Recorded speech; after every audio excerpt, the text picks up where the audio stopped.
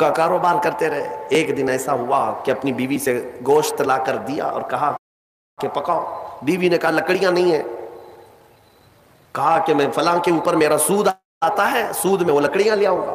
سود میں لکڑیاں بھی, گھر کا آٹا بھی سود میں لا کر کے دیے. بیوی نیک تھی, سمجھاتی رہی. اس دن دعا کرتی ہے مولا میرے شوہر, میرے سرتاج, میرے رفیق حیات کو ہدایت دے دے. جب چولہے پر یہ ہانڈی رکھی گئی, کھانا پک گیا, یعنی سالن پکا, تو اس نے اتارا. حبیب اجمی دسترخوان پر تھے.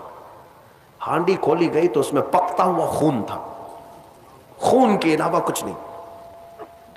حبیب اجمی نے پوچھا یہ کیا ہے؟ بیوی نے کہا جب لوگوں کا مال سود میں لا کر کے دو گے تو اللہ تعالیٰ تمہیں دنیا میں ہی خون کھلا رہا ہے, آخرت میں کیا عذاب ہوگا. بات اثر کر گئی, بات اثر کر گئی دل پر, اور ڈر بھی گئے کہ اپنی آنکھوں سے دیکھا کہ پکتا ہوا گوشت خون بن چکا ہے. فوراً پورے جسم میں کپ کپی تاری ہو گئی. توبہ کیا, کھڑے ہو گئے. گھر سے باہر نکلے تو راستے سے جا رہے تھے, بچے جو کھیل رہے تھے, ایک بچے نے پکار کر کہا اے بچے ہٹو, یہ سود خور آ رہا ہے, اس کی چھاؤں کہیں ہم پر پڑ گئی تو ہم برے ہو جائیں گے. بچوں میں بھی یہ بات آ گئی تھی. حبیب اجمی کو آج دل پر بات لگی, میرا رب کسی کے لیے ہدایت دیتا ہے تو کچھ ذریعے بنا دیتا ہے. حبیب اجمی اب رونے لگ گئے کہ میں اس قدر خستہ ہوں, اس قدر بدنام ہوں کہ بچے میری چھاؤں سے بھاگ رہے ہیں. اب سوچا کہ اب میں سود نہیں لوں گا اور نہ ہی اس کاروبار میں, سب کو چھوڑ دیا. لیکن اب مسئلہ یہ تھا کہ بچپن شروع سے کوئی کام کرنے کی عادت نہیں تھی. پیسہ دینا ہے, مارکیٹ میں گھما کر کے بڑا کر کے لانا ہے. کام کرنے کی عادت نہیں تھی, فن نہیں تھا, ہنر معلوم نہیں تھا. اب کمائیں تو کیسے کمائیں؟ سوچا کہ اب اس چیز کو چھوڑ دیا ہوں. تو بیوی سے آ کر کے کہا میری رفیق حیات, میں نے توبہ کر لیا ہے, میں نے توبہ کر لیا, آج کے بعد سے یہ سود کی طرف میں ہاتھ بھی نہیں بڑھاؤں گا.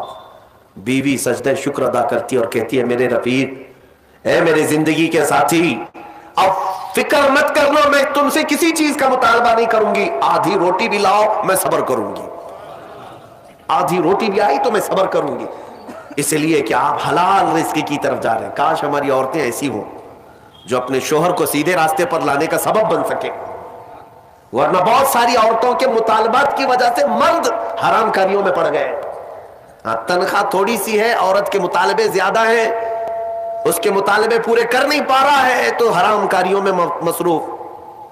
بہت سارے مردوں کے بگڑنے کی وجہ ان کی عورتیں بنی ہیں, اور جب پورا نہیں کر پاتے اور پیسہ بھی نہیں مل پاتا تو پھر نشے کی عادت لگ جاتی ہے. ٹینشن سے مکتی چاہیے, جو روز عورت مجھے گھر پہ جاتی پریشان کرتی ہے. میرے عزیزوں, وہ حبیب اجمی کی خاتون نے ان کو دلاسا دیا کہ جاؤ آپ نوکری کرو. نوکری کہاں کرتے, اب تک کرنے کی عادت نہیں تھی, عمر ہو گئی تھی. سیدھے گئے, ایک دیہات چھوٹا گاؤں تھا, اس گاؤں کی ایک مسجد تھی, مسجد کے اندر جا کر بیٹھ گئے. دن بھر بیٹھے رہے, نمازیں پوری پڑھ لی. عشاء کا وقت ہو گیا, نماز پڑھ کر کے اللہ کی بارگاہ میں رونے لگے, مولا کام کا آدمی نہیں ہو, اب تک کیا نہیں, اب میں اپنے گھر کیسے چلاؤں, تو میرے لیے کوئی انتظام فرما. رات کے وقت آئے, بیوی نے پوچھا کوئی نوکری ملی؟ کہاں مل گئی ہے, نوکری مل گئی ہے, بہت ہی اچھی جگہ پر ایک بادشاہ ہے, اس کے ہاں خدمت پر میں لگ گیا. کہا بہت اچھی بات ہے. دوسرے دن پھر گئے, اسی مسجد میں بیٹھے رہے. رات کو آئے, بیوی نے پوچھا کچھ اجرت ملی آج, جس بادشاہ کے ہاں کام کر رہے ہو تمہاری نوکری پر کچھ تنخواہ ملی؟ کہا نہیں, بادشاہ نے کہا ہے کل دے دوں گا. اپنی بیوی کو ٹال رہے تھے, اپنی بیوی کو ٹالنے کے لیے بول دیا ایسی کہ نوکری کر رہا ہوں. کہا کہ کل دینے کا وعدہ کیا ہے. پھر تیسرا دن آیا, تیسرے دن بھی وہ اسی مسجد میں رات گزار کر آئے. بیوی نے پھر پوچھا کچھ اجرت ملی؟ کہا نہیں آج بھی نہیں دیا. بادشاہ نے کہا کل دے دوں گا. چوتھا دن آیا, چوتھا دن بھی مسجد میں گزار کر آئے. حالانکہ بیوی نے صبر کا دامن ایسا پکڑی رہی اور کہنے لگی مجھے کوئی جلد بازی نہیں ہے, جب آئے گا تب کھائیں گے. 4 دن ہو گئے.